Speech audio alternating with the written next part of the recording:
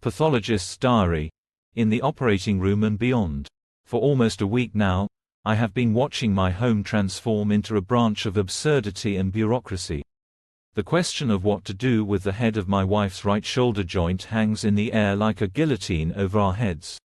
I already knew that a second surgery would be required, but apparently, this knowledge doesn't get transmitted through medical records and reports. And while we are figuring out the issue with the right shoulder, we have been deprived of the opportunity to treat the second similar fracture in the left arm. And that one is more favorable. Damn it, couldn't they have summoned a specialist to this hospital, performed a second puncture, and continued treating the left shoulder joint? The first puncture clearly showed that there was no abscess at the fracture site. But no, why do everything logically and promptly when you can drag it out endlessly?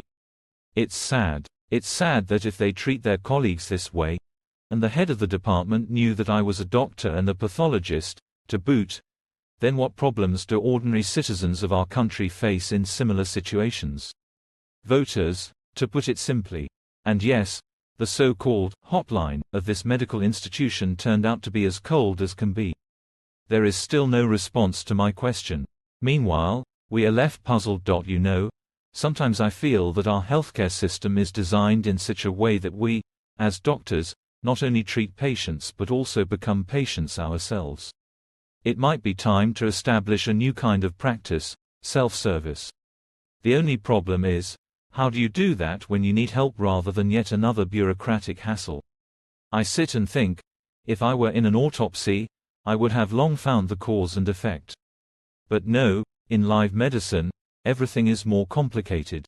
It's not just about cutting, looking, and drawing conclusions. Every step is a little battle with a system that seems to have been created not for treatment, but for driving us all mad. And you know what's most ironic?